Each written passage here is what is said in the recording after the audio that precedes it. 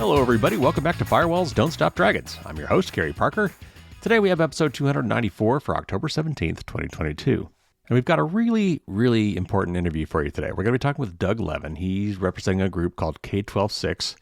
That is kindergarten through 12 as the K12 part of that. And we're going to be talking today about security and privacy for kids, for students in particular, and schools.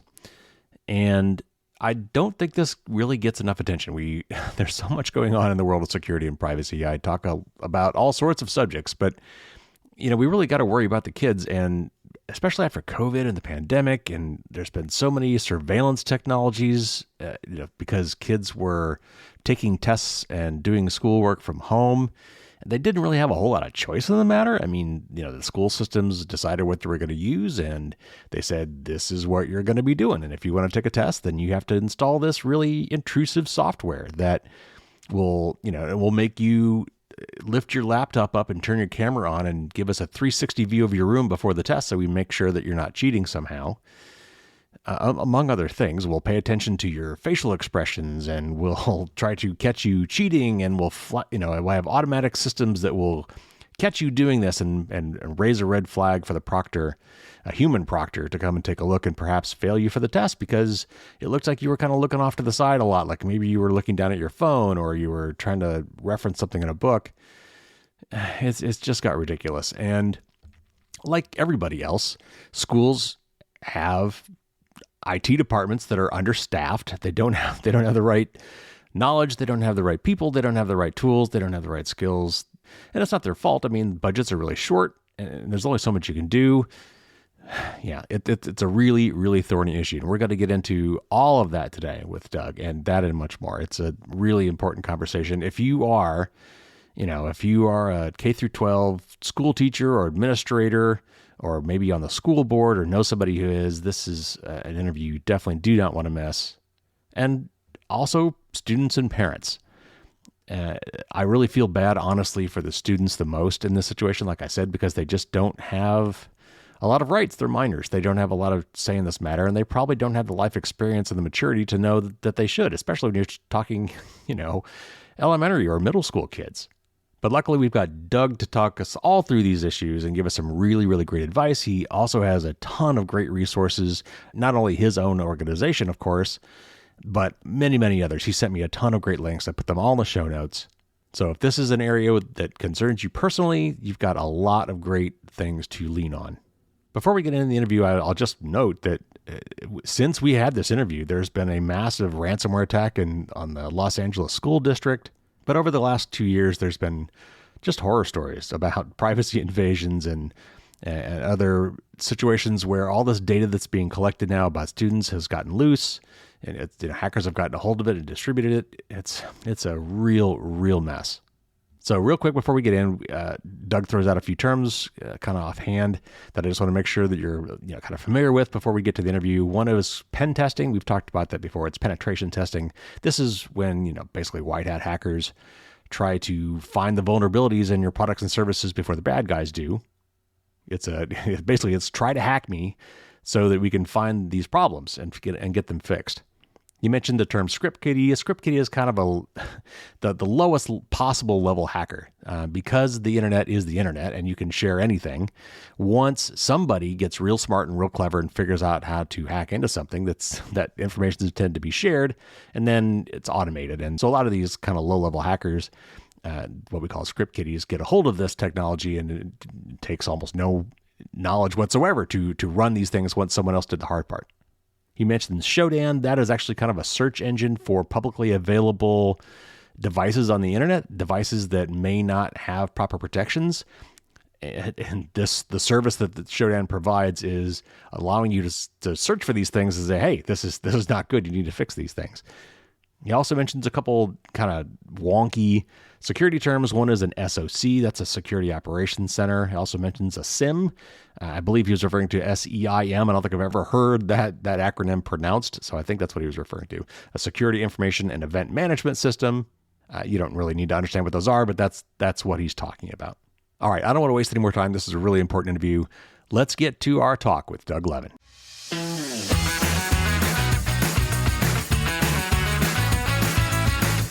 Doug Levin is co-founder and national director of the K12 Security Information Exchange, or K12 SIX, a national nonprofit dedicated solely to helping schools protect themselves from emerging cybersecurity threats. Welcome to the show, Doug. Thanks very much for having me, Kerry. Well, this is something that's been near and dear to my heart. I mean, I've got two kids that just one is still in college and one just graduated, but they were there through COVID, and some of the things that they had to go through during COVID were just atrocious. And so it's something I don't think we call a lot of attention to. Of course, parents out there are probably aware of these things, but I don't know if they're aware of some of their rights and maybe some of the ways they might be able to push back. So, and then of course, security is a huge thing. And ransomware has been a lot of ransomware victims have been school systems. And so we're going to talk about all that today, and I'm super looking forward to it. But let's start off. Why don't you tell me a little bit more about this K12 SIX and what is your role there? Yeah, sure. No, happy to do so, and thrilled that you're interested in shining a light on this topic. It often doesn't get the attention that it deserves. K-12 education sector often is sitting at literally the little kids table in all of the adult conversations, and they don't tend to recognize the fundamental changes that have happened in schools over not just since COVID, but really that have been ongoing for 10, 15 years. Like many other sectors of the economy and even government, schools today rely on technology for their operations in ways they never have before. And I think, the rise of COVID and the shift to remote learning really brought that to light. But this is a trend that's been going on for some time. So my organization is a relatively younger organization. We launched in late 2020 with the sole mission of trying to help protect K-12 schools from emerging cybersecurity threats, really building the capacity of K-12 schools so they can defend themselves against these threats. We're not providing hands-on keyboard, security services for schools. And we operate as an ISAC, an information sharing and analysis center, which is a type of organization that tends to be sector specific and provides threat intelligence, alerts, guidance, best practices, and coordinates joint action in the face of evolving threats. And I think it grew out of the recognition that organizations in the same sector tend to run the same types of technologies and applications, different brands, but they're competing.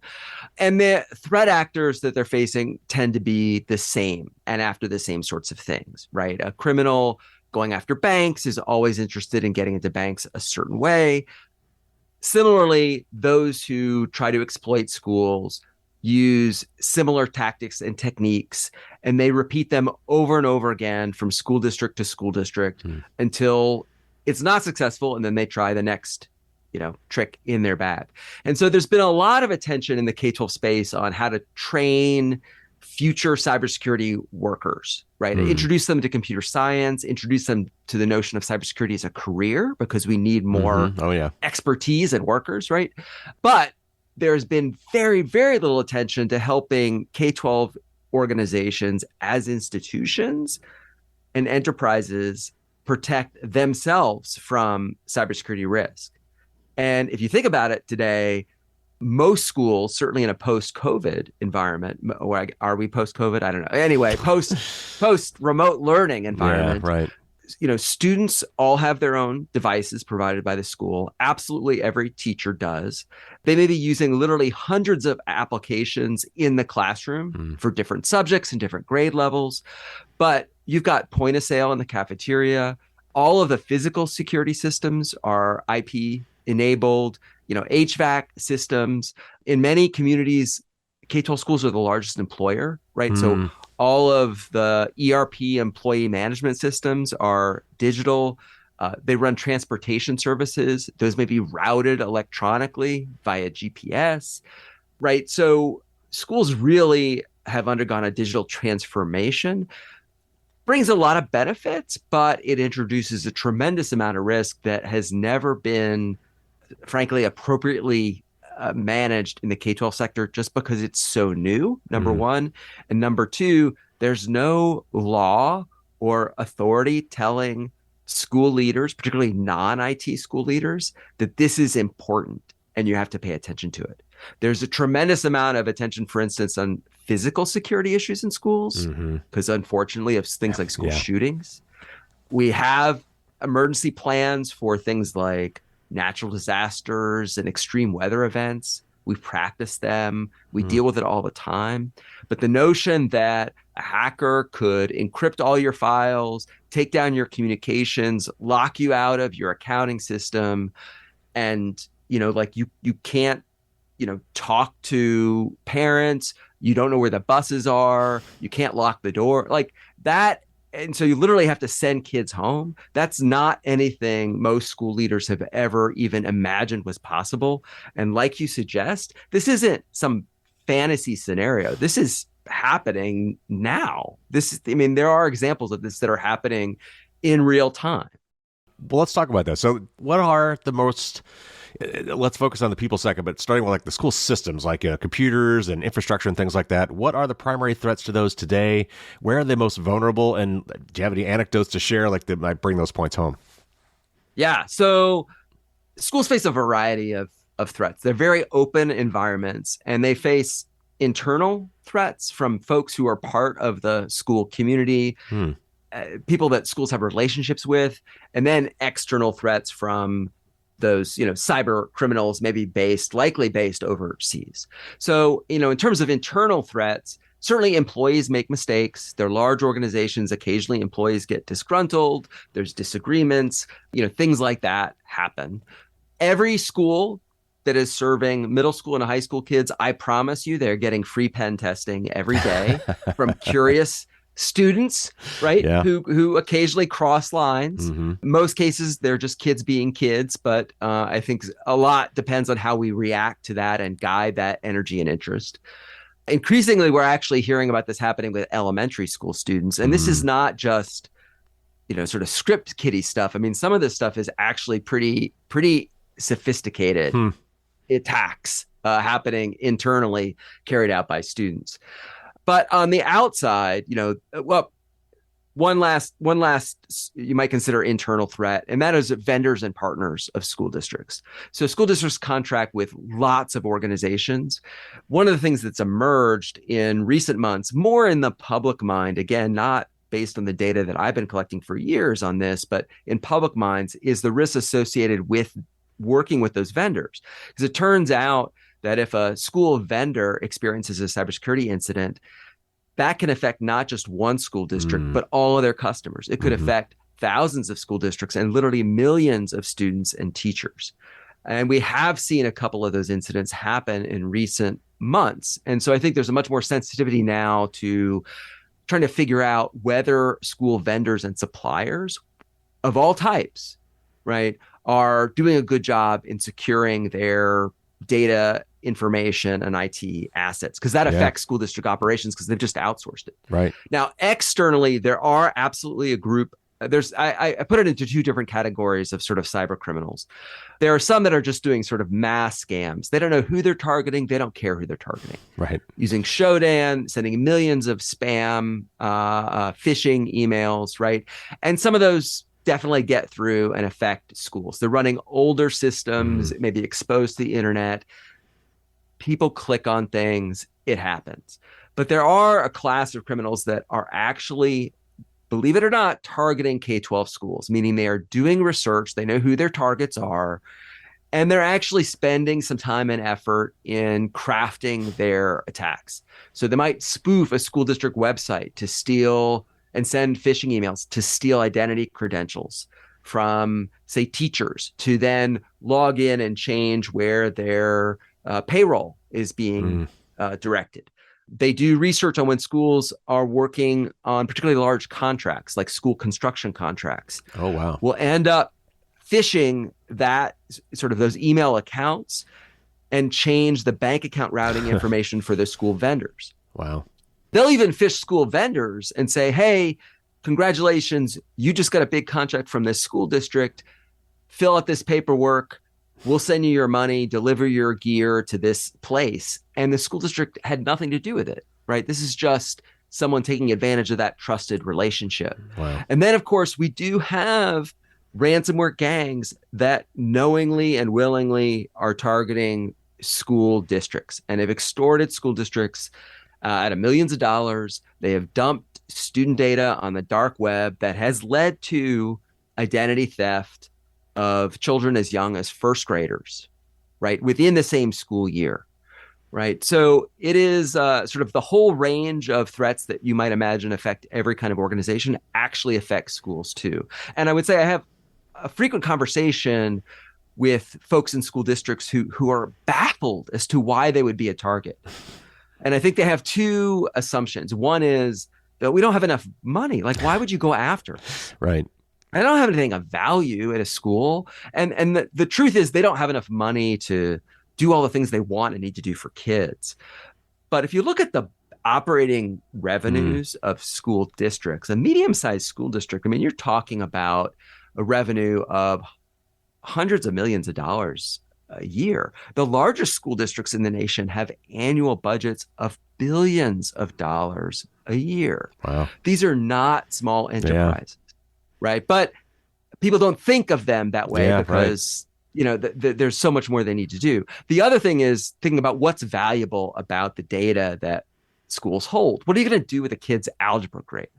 And the fact of the matter is you're not going to do anything with the kids' algebra grades. The criminals aren't interested in kids' algebra grades. They're interested in that identity information. And as I'm sure you know, identity information of minors is actually more valuable to cyber criminals because it is unmonitored. Right. Yeah. And so the criminals can start to open accounts, maybe less valuable accounts initially, under using minors' identity information, and then leverage those accounts to open more sensitive accounts, and then start to serially abuse their credit record for years before anyone finds out. And it may not be until a student, applies for college and goes for that student loan or tries to get their first apartment and they do a credit check and they find out that their credit has been destroyed because it's been abused for 5-10 years or more. Yeah. So let's talk some more about what some of the threats are to the individual people and the students and the teachers even. Identity theft obviously would be a big one. I don't know when in this country, it used to be years ago that you didn't get your social security number much later in life, but now they're assigned pretty much at birth. And you're right, no one looks at those things, because your credit doesn't develop until you're maybe a teenager. If you're, if you start getting maybe a credit card or something, I don't know, it's tough. But yeah, you're right. I mean, parents won't even look at it, but they've got social security number since birth. So yeah. What are the threats to students and teachers in the cybersecurity realm?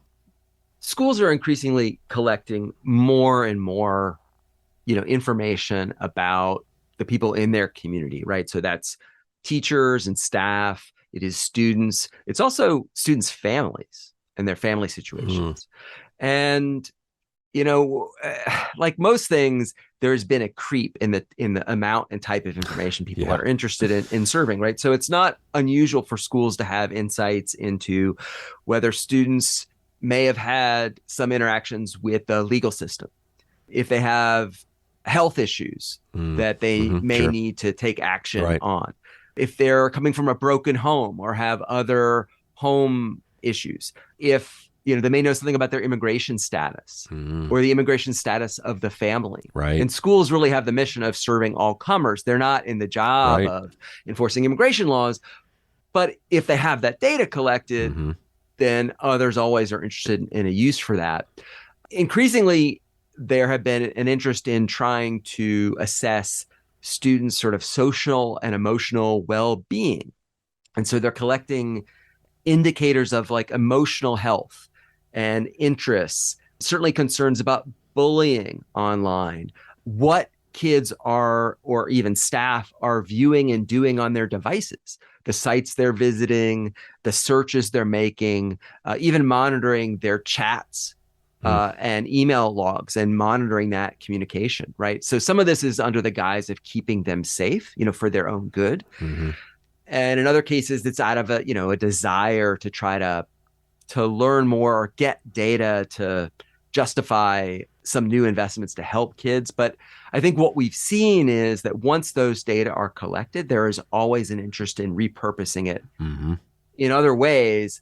And what we've seen consistently is that those are tending to, create not benefits for, kids, but actually they are disadvantaging kids and they are creating problems for kids. And it tends to be certain types of kids, right? Kids who are at risk, minorities, English language learners and immigrants. There's a lot going on with LGBTQ right now, right? Yep. And so, schools try to be a sort of safe space and provide services for everyone, but they do get caught up in these larger political dialogues. Frankly, the sort of surveillance that's been put in post, I don't even want to name all the school shootings there have been because I can't just point to one. Right. Incredibly invasive in terms of tracking, students' location, what they're doing on their devices, whether those devices in some cases are school issued or personal devices, and often sharing these with third parties that may claim to do the right thing with that data. But the fact of the matter is that their practices over time, we've had enough evidence that the practices certainly are not in line with their spoken assertions that they're taking individuals' privacy and security seriously. And they do get repurposed, they do get resold, and it absolutely does create problems for individuals. So, broadly speaking, there's financial risks with identity information and financial information. But if you are experiencing, challenges in your life, whether it's health issues, family circumstances, prior engagement with law enforcement, immigration, or even in you're in a politicized environment, and so something about your gender identity, right? If you're concerned about that, the sharing of this information with schools quite likely could become public through a breach of privacy or security, and then that puts you at potentially tremendous personal risk. Right. So your organization, to combat these exact things, has recently released a series of guidelines for school cybersecurity. So can you walk us through some of the highlights of those recommendations? And when I read it, it seemed like say maybe this was the first of a series. But anyway, are there more to come besides this one? Yeah, so this is funny. This is a nice sort of parallel, I think, in maybe the philosophy that you've taken in your work and what we try to do in the K12 sector. Right. We were talking, a lot of what you do that I've appreciated is breaking down these sort of complicated and involved privacy and security concepts into sort of actionable advice, for normals, for people who are not IT professionals. Right.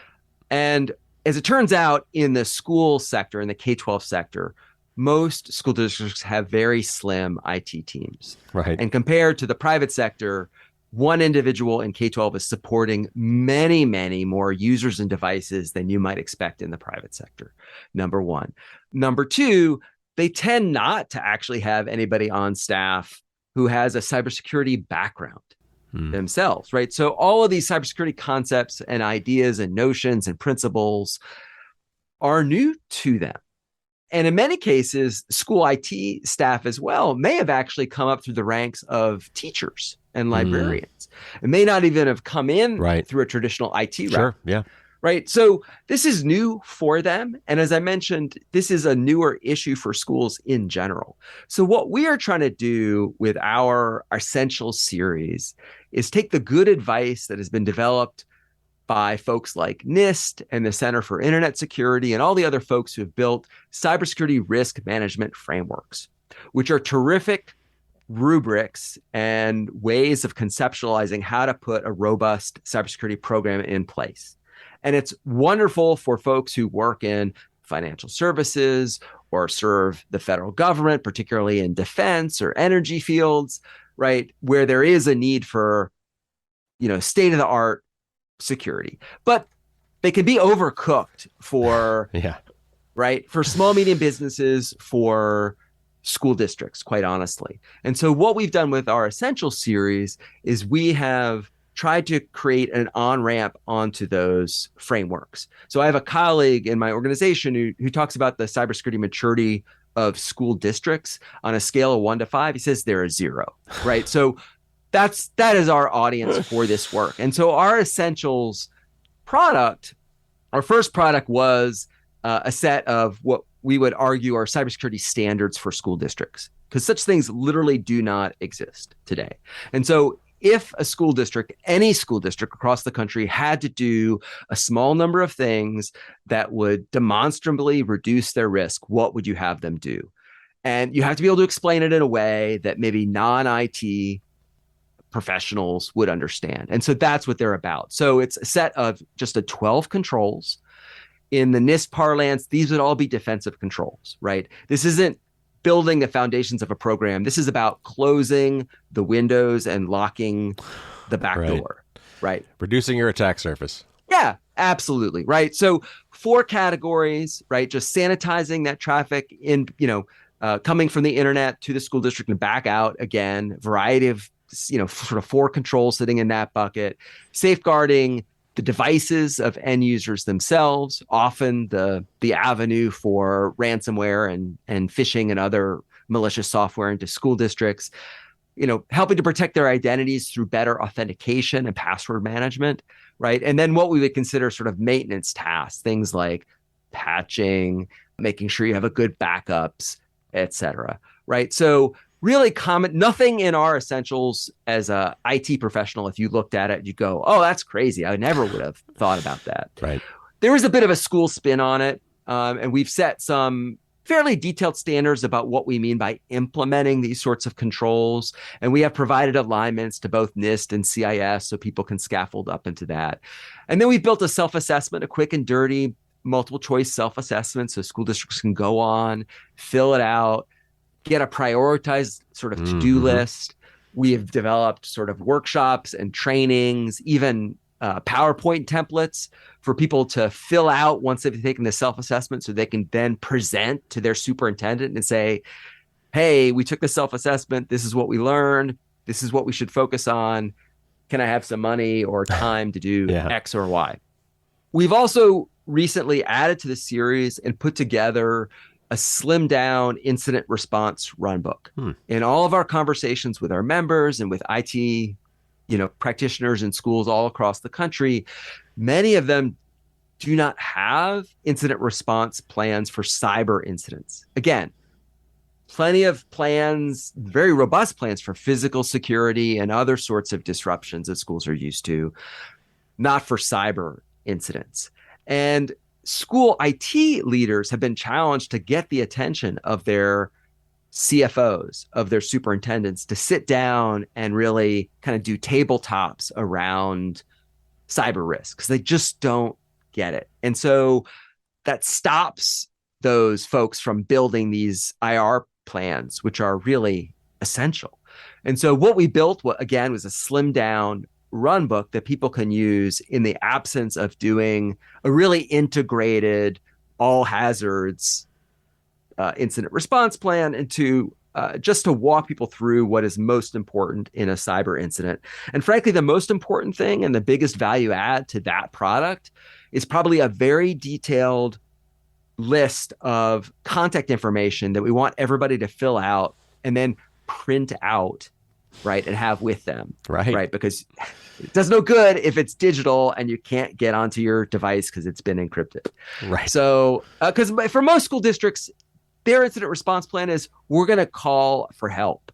We're going to call a security vendor, we're going to call an MSP, we're going to call our insurance company, we're going to call our lawyer, right? Because they don't have the staff and the capacity to do forensics and all this stuff, nor should they try, right? So, but it's still important to understand that. So we are in the process of updating our essential protections, our set of controls for this school year right now. I tend to think of our annual updates of this that are going to look a little bit like maybe the OWASP updates. If you recall, that's a list that frankly doesn't change very much year over year. They're like, there's only so many times we can say cross-site scripting is the top.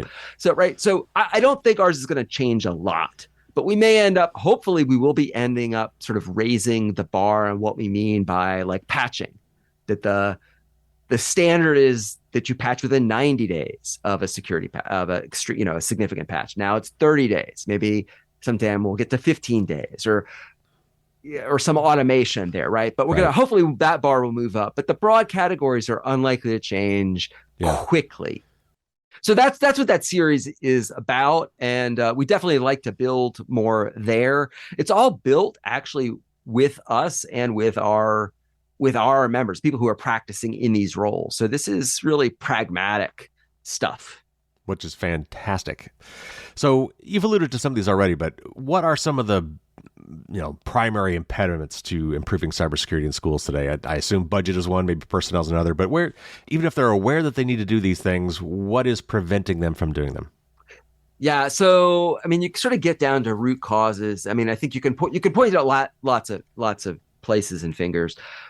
I actually go back to the simple fact that this is frankly a new issue for school leaders, for folks who are sitting in leadership positions, non-IT positions, superintendents, school board members, folks who work at the state level, because ultimately states have the authority over local school districts. So state departments of ed, governors, state legislators don't understand or grasp the range of risks that have been introduced to schools, frankly, by government policies that have driven schools to adopt more technology, right? Government has devoted tons of money to get schools connected to the internet, to get devices in the hands of kids. I was involved in efforts that were digitizing testing away from, number 2 pencils and Scantron sheets to fully online tests, fully online textbooks at online schools. These have all things and efforts that I've been involved in my career over 30 plus years on working these issues. But we still view cybersecurity risk as something as the job of the IT department, somebody else's job, somebody else's responsibility. And until we address this cultural issue, right, that this is an organizational risk that needs to be addressed at the leadership level, I think we're going to continue to deal with these other problems of not enough money, but frankly, it's not so much to buy tools. I talked to a tremendous number of cybersecurity vendors, got interesting products. They seem like they would work well for the sorts of use cases they're imagined for, but they require monitoring and tuning and a lot of work maybe to even get them deployed and implemented in the first place. And that's just not going to happen in a K-12 environment. I mean, they don't have the bodies and the expertise. They're not running SOCs. They don't have SIMs. If they had a SIM, I don't know what they would know to do with it because they don't have the time to monitor it. They'd be just chasing their tails, chasing alert after alert after alert. So in some respects, they're like, if I don't ask, don't tell, I guess we're okay. At least I don't have any liability for knowing that we're not doing stuff. We're not fixing this stuff because we don't know about the problems, which is not, it's not where we want to be, of course. Right. But ultimately, I think this is a policy issue, and I think this is a leadership issue. And until leadership and policymakers make this a priority, I think there's precious little that IT leaders can do. I think they're getting burnt out. I think they're put in an almost impossible situation. And as individual users, particularly in a K-12 environment, there's actually precious little that you can do. How do school systems, which tend to operate on a county level, best collaborate in order to share, best practices in threat intelligence? You mentioned an ISAC. How do we get cooperation? I think back to the movie The Music Man. Robert Preston goes from town to town because they're all isolated, right? So he can go to one school system, rip off their band and take his money, go to the next one and do the same thing because they're probably not talking, right? Yeah. So I used to liken this. In fact, I still liken this to the movie or the book Fight Club. So if you talk to school IT leaders and you raise this issue of cybersecurity, they will get quiet, kind of look over their shoulder to see if anybody's around. And if there's not, they're like, you would not believe what is going on. And then they would start to tell you story after story after story. And what you find is that you go to district to district to district, everyone will act the same way. But no one had been talking to each other because there was this fear, a couple of different fears. One is that there was something that the IT teams at the individual school districts were doing that suggested that they were not doing a good enough job, right? And if somebody found out, they would just get fired, right? And then the second thing that folks didn't understand is, that phishing scam that your users fell for, I can find 20 other districts that fell for the same scam, exactly the same scam. And because you all didn't talk, everybody fell for it, right? And so an ISAC it's actually Information Sharing and Analysis Center. right? And so the notion is collective defense. And the notion there is, again, organizations should be able to work together cooperatively, right, to better defend against the threats that are facing all organizations of the same type. I think if you look out across this big, large country, there are maybe something like 15,000 regular school districts. You start counting charter schools, the number goes up way higher. If you throw in regional education agencies, so depending on what part of the country you are, those could be ISDs or ESDs or BOCES or county offices of ed. Some states don't have them. That's another set of organizations, state departments of ed, and then maybe even private and independent schools. Right? We're all basically running the same sorts of stuff, trying to do the same sorts of things.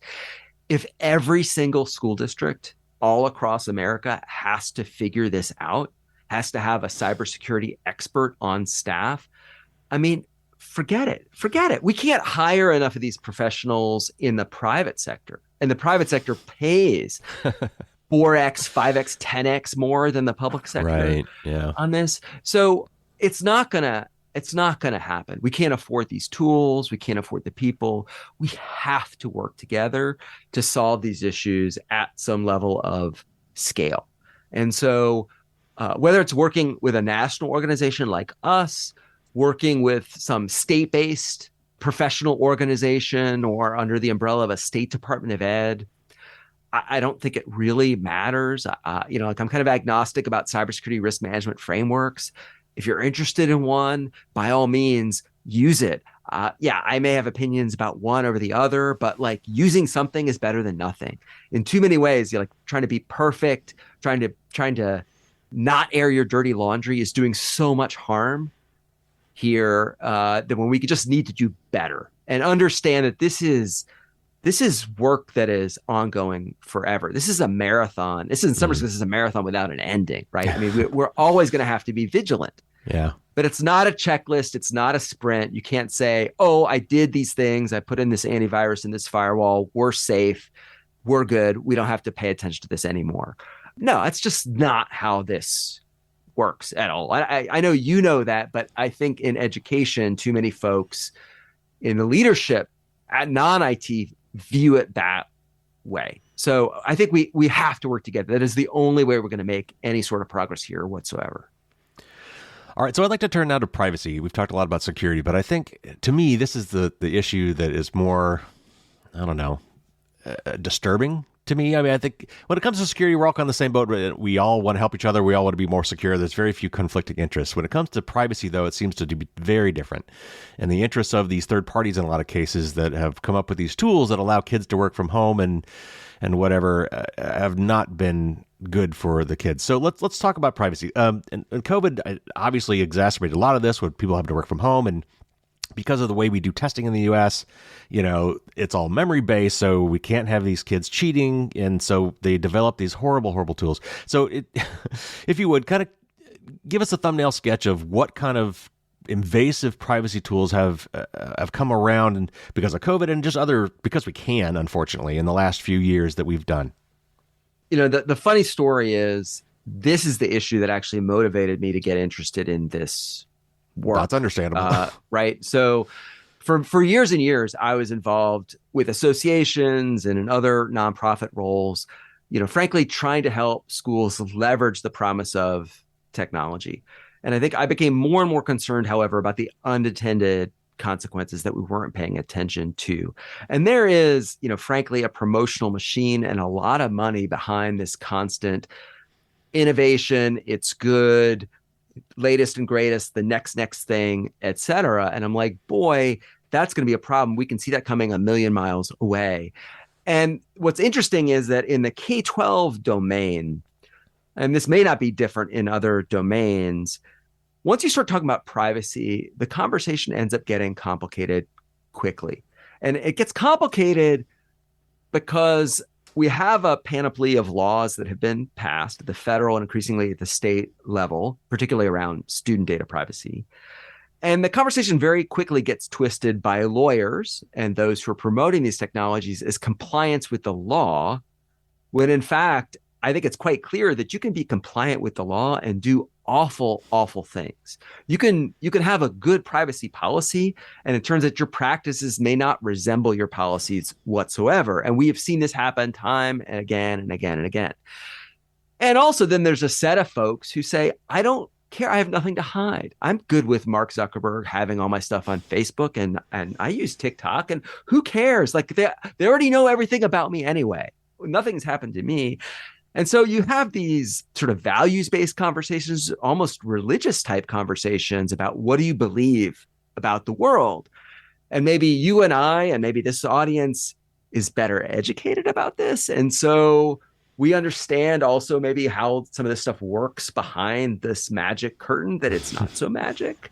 And maybe there are these downsides that other people don't see, but it's very frustrating conversations. And so I actually went the cybersecurity route and sort of went this way in part because it's a much easier conversation. It's less politically fraught. It's less Right. there's less disagreement about, Right. whether if a bad guy hacks in and, and steals your stuff, everybody agrees that's bad. Right. But this app putting in schools to keep kids safe when in fact it's abusing their privacy, that may lead to negative consequences some point down the road, is a much harder Right. conversation. So I think, but ethically, I think that's where the issues are. And I think that's where the concerns are. And I do think that we need to raise these as ethical concerns, not just privacy concerns. Because I think this is about what kind of school, what kind of environment we want schools to be. Do we want them to resemble environments that are empowering kids and trying to create sort of open-minded, problem-solving, community-minded citizens, right, in the future who are well-informed? Or are we going to treat kids, frankly, like prisoners? Yeah. And monitor them 24/7, essentially put the equivalent of like monitoring bracelets on their ankles and track their behavior 24/7 because we can, and something bad might happen to them online. And so, right now, as I mentioned, there are school districts that are employing tools that are monitoring students' use of technology on and off campus, on school managed devices and off. So that may be social media communications, email, the websites they're visiting. There have been stories of school districts turning on those webcams and viewing kids in their home environments. Certainly that was a big challenge with remote learning, right? Because not every kid could turn on a camera, and sometimes turning on that camera was uncomfortable for all sorts of reasons. We have things like, vaping detectors and gunshot detectors in schools. There's this new service called eHall Pass, which will literally basically monitor your physical location in a school building, to within a couple of meters, 24/7 around the school. Certainly test taking, you mentioned test taking. Some of the online proctoring apps are incredibly invasive. They ask you to scan your room. They're installing what would otherwise be determined as sort of malware, root level access to your device, absolutely monitoring everything that's happening onto it. And I see, people coming to places like Reddit for advice, like, I don't want to install this on my device. Can I put it on a VM or this or that? And the fact of the matter is these tools understand when they're not being deployed right. And like, this is the thing about schools that's so hard. You can't opt out, really. Right. You can't opt out. Like, if you're going to be part of schools, you need to take the test to get the credit. You can't say no. And that's what makes it so pernicious and hard. You and I can choose to not be on Facebook or Instagram or TikTok. And some will argue about the ability to be, that you need to be on those platforms or not. Sure. And I'm sympathetic to that because I do use social media, understanding warts and all, right? But with school devices, you can't, right? So, in Florida, because of school shootings, they set up a system at the state level that was collecting data from every school in the state to try to identify kids who are at risk of becoming a school shooter, right? So as you might imagine, you get a detention one day, you maybe there's a question about your gender identity. You change, like you can get flagged for, you do a search online for some funny meme of the day. You say you're having a bad day. You just say, shoot me. Like, this is an awful day. Right. Right. All of a sudden you get flagged. You're in this database. You don't have an ability to view it. You don't have an ability to know who's going to get to it. And of course the state says, oh, only authorized people are going to get to it. And of course we take privacy and security safely. No one will ever hack it. Oh, please. Yeah. The state of Florida had their gun registry database hacked. Right. Yeah. I mean, like, this is hard to do. Yeah. And so, we've had kids whose parents have been deported because schools have been sharing information with Immigration and Naturalization Services. I think there's absolutely concerns in the reversal of Roe v. Wade around women's and girls' health issues that might get flagged in school districts now. There's all sorts of things that could happen. And you can argue about what's the right role for schools, et cetera, et cetera. But really, it's hard enough for schools to do their main job, which is just to educate kids. Right. But now we're sort of feeding them, providing them mental health services, counseling services. It's just really hard. But the range of data that we're collecting on individuals is really extreme, and it's really, and who it's being shared with as well. Right. And so once it's out there, it's just, you can't get it back. Well, it reminds me of like the movie Field of Dreams, build it and they will come. And it's like with data, it's like collect it and they will come for it. It's just too rich. It's too juicy. It's fascinating to see it, because a lot of the sort of education technology tools and apps, they're sort of built up like, we're going to build the better algebra course, right? You can just instead of going to a physical book and an in-person teacher, you can go online and take a class from the best teacher in the world for algebra. And you know what? Now we're going to make it an online course with no teacher. And maybe we're going to gamify it. So you're just going to play an algebra game.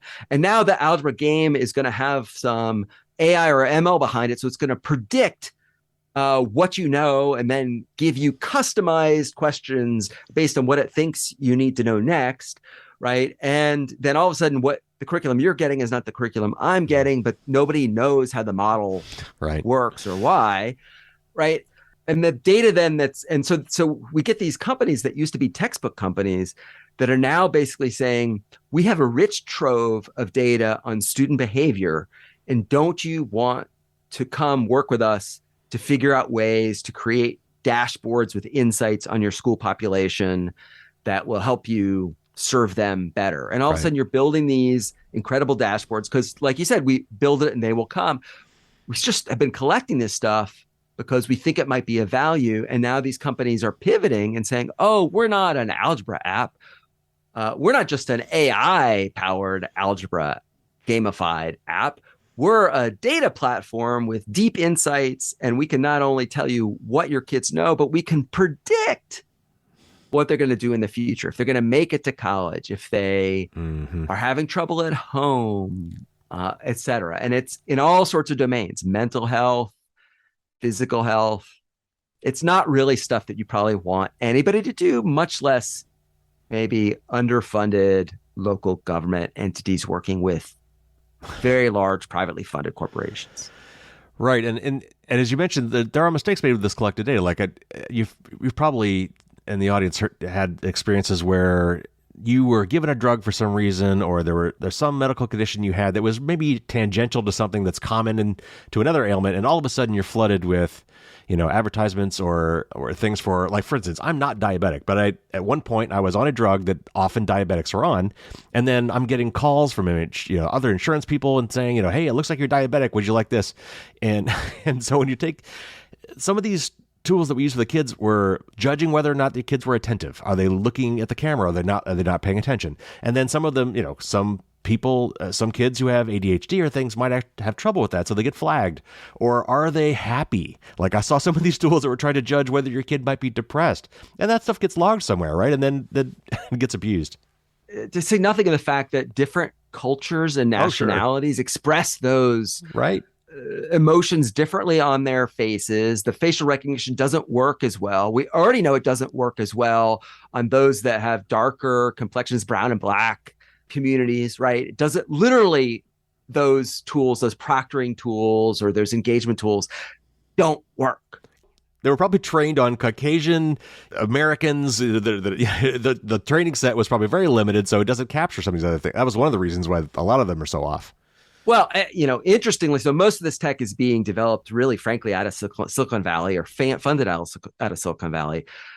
Kids today, schools are actually majority minority. This is the country itself is on this big demographic shift. Yeah. And I think some of the larger political dialogue and conflict that we're having is because the makeup of the country is changing. Right. Where many more, sort of minorities as a population of the whole. We're going to get to a point in the U.S. when it is majority minority. Schools are already there, right? I mean, if you think about this demographic wave, it starts with young people, which means it starts with schools. People have assumptions about what schools look like and kids look like. The people building these tools are profoundly out of touch with that. So it's a huge issue. I mean, I'm encouraged and I stand up and I support the work of folks who are doing work in feels like algorithmic justice and trying to assess and evaluate these algorithms and shed some light on them. Folks like the Markup that are doing data-based research on how these systems actually work. It's vital. And, we need much more of it. And I would love nothing more for folks in that field to turn their attention to that school sector, because I think what they will find will open their eyes, and it could open up a lot of people's eyes and minds. As we close up, what can people do? What can the students do? What can parents do if they're concerned about these things? Have they been any successful cases where parents or students have fought back against some of these invasive technologies? Just from a technical standpoint, can you remove these things? As you're saying, some of these software kits are almost rootkit type things that are really hard to successfully remove from your computers and smartphones. So what can parents and students do to push back against some of these privacy invasive tools and techniques? Yeah. So I don't want to be nihilistic about this, right? So I think as an individual, probably the best thing you can do, if you are able to do so, is to really segregate your personal life from your school life and your school communications, right? Don't do schoolwork on your home devices. Do it on your school devices. Don't use the same usernames and passwords. Please don't use the same usernames as passwords as your school accounts, as your home and personal ones. Use a password manager, all of that good two-factor authentication, all that good advice. Push schools to put in place those sorts of protections. I think, practically speaking, though, what can individuals do to get schools to do a better job? I honestly think what they can do is speak up to their principals, to superintendents, to school boards. School boards are the body that is accountable to the public, and they hire the superintendent and they're in charge of the policies of the district. Ask questions of school board members. Say, what are the security and privacy practices of these applications we're using? Have you thought about the unintended application of these automated license plate readers in the parking lot, of the facial recognition on the security cameras that you've put in, right? I'm deeply uncomfortable with it. I think it's unethical. And people can go back and say, well, it's compliant with the law. And you can come back and say, but it's unethical. Think about this. Here's why. And there have been examples of where people have successfully pushed back. The instance of facial recognition on cameras up in Lockport, New York, the school district up there was deploying facial recognition on security cameras. Parents rose up there and have successfully pushed that implementation back, and in fact, pushed a moratorium across the whole state of New York as a result on that sort of technology, at least for the time being. There has been a recent court case that suggested that online test proctoring software may not be allowed to involuntarily scan, students' rooms as a condition of sort of taking the test in schools, right? So it is important to speak up if you think there is some injustice here. And, while you may get some pushback about whether things are legal or not, it's just really important in today's context to understand that our laws are not in any way caught up with what the situations are. And we should not confuse what is legal with what is right and what is moral and just. And I think that's the argument to make. And I think it's a very compelling argument, particularly for an institution like public education, which is supposed to have these very highfalutin values and mission, right, to serve society. And I think they should be held to a higher bar. Absolutely. So I would say advocacy is a big thing that folks can do. And then, for folks who work in the IT domain, push your districts into organizations like K12 SIX, like ours, right? Push them in, just get them not working alone, get them working with others to learn about best practices and, implement some basic controls. I think, one of the challenges that we do see is a little bit of solutionism. We just need a better antivirus. We just get this security tool and we'll solve all our problems. And, tooling is important, but at the end of the day, people, culture, practices are way, way, way more important for schools right now than getting a fancy SIM or some other fancy tool in a district that frankly isn't going to get implemented well. And they're not going to be able to handle all the alerts, et cetera, et cetera. All right. The last question before we go: what other resources can you recommend? Obviously, your own. We'll talk to that one, of course. But what other recommendations might you have for administrators or teachers or school system IT folks that are concerned about these issues and want to get more educated and want to get more plugged in? And then, on a parallel thing, what about for parents and students? Are there any resources you can recommend for them? Yeah, it's tough. There's this weird idiosyncratic thing that's happened in the K-12 sector, which is that we've been laser focused on issues of student data privacy. And there are a tremendous amount of resources that are available to help technical and non-technical leaders learn about issues of student data privacy and make good choices around student data privacy. Now, many of those are about policies and they've been built by industry, right? So there are pros and cons to some of those resources. There are very few that take the wider lens of cybersecurity writ large, confidentiality, integrity, right, availability. And I think you need to take that larger lens. I think the folks, the U.S. Department of Education has something called the Privacy Technical Assistance Center, or PTAC. It is a reliable place to get information about federal privacy law, but they do offer many good resources about security as well. And they're offering more and more every day. I think also on the federal side, actually the Federal Cybersecurity Agency, CISA, has started as well to offer more K-12 specific resources. They're actually holding a national virtual conference shortly, back to school conference, to help school districts specifically, that will cover everything from physical risk to cybersecurity risk. Okay. Congress actually passed something called the K-12 Cybersecurity Act, last fall, that charges CISA with doing a study and making some K-12 specific recommendations. And we expect those to be coming out, frankly, any day now. So I'm looking forward to seeing those. I think otherwise, certainly, we at K12 SIX, K12SIX.org, have a lot of resources that are available to folks. We're happy to point people to them.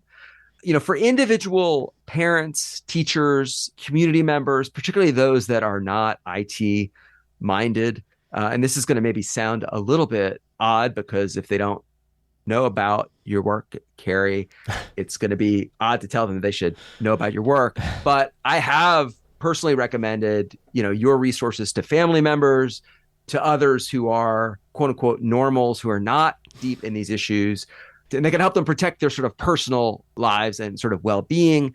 I mean, on the sort of education front, there are other organizations like Common Sense Media that have done a good job on this as well. But again, some of these are a little bit more privacy focused. Some of these are a little bit more industry friendly as opposed to, sort of consumer or user focused in their work. So it's tough. It's an emerging field. I wish we had more resources to offer.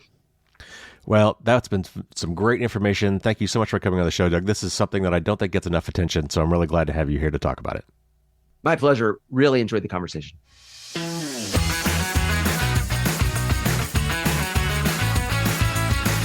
Thanks again to Doug for coming on the show. That was such an important topic. He and I actually had a little bonus content as usual. I've got for the private patron podcast, I asked him a few more questions, and we got pretty deeply philosophical on privacy for kids and some of the issues around that today. And he talked about his origin story, which had one particularly very interesting story. So patrons, you'll be getting that on Thursdays as usual. But again, if you are in any way associated with K through 12 school systems, if you're a teacher, administrator, or maybe you're on the school board, there's a lot of really great resources that he sent me that I included in today's show notes.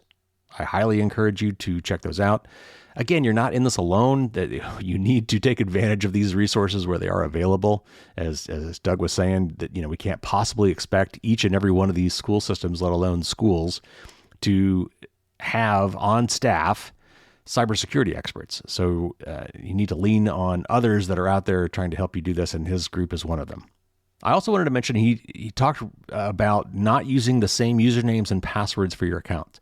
And we've talked often about not reusing passwords. That's a security thing. If you use the same password on site A as you do on site B, and then site A is compromised, site A may tell you, hey, we just had a breach, go change your password, or they may force you to change your password.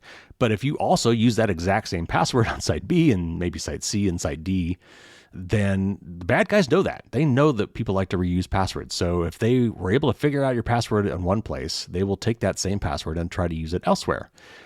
But crucially, they will probably assume that your username is probably your email address, and you probably reused that as well on other sites. But you don't have to.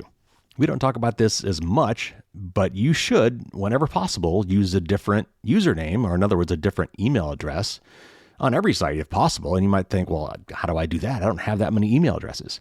Well, that's when aliasing comes in. You could actually use services like DuckDuckGo has this, Fastmail has this, Firefox has this. There are several now free email aliasing services. Apple has this, where you can create kind of these on-the-fly dummy throwaway email addresses that behind the scenes will forward to your one real email account. And in fact, it will even let you reply to emails you get to these dummy addresses without exposing your real address.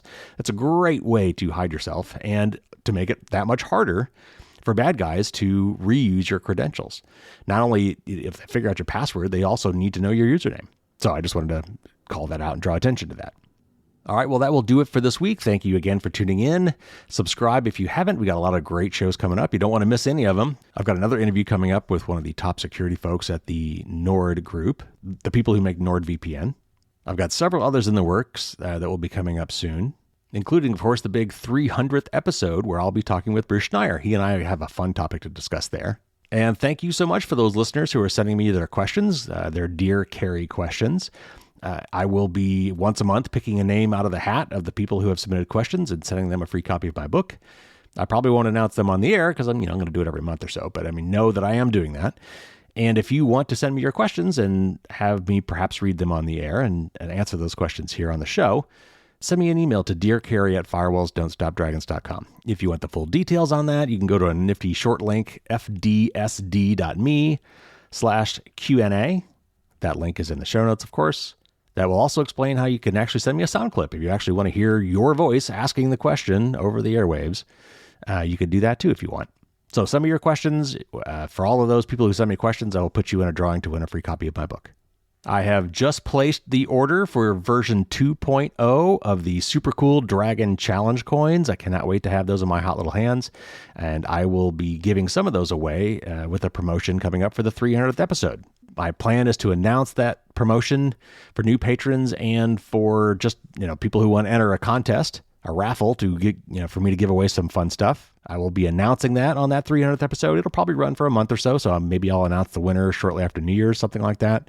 I'm still working the details, but stay tuned. That is coming up. I'm going to give away some great stuff. 300 episodes, man. I can't believe I've been doing this every week for 300 weeks. But I hope you enjoy it as much as I do. Tell your friends, tell your family, tell your coworkers, post on social media. I would very much appreciate it. The more people we can reach with this kind of information, the better off we will all be. All right, everybody, that'll do it for this week. Take care out there. Stay safe. And until next week, as always, don't get caught with your drawbridge down.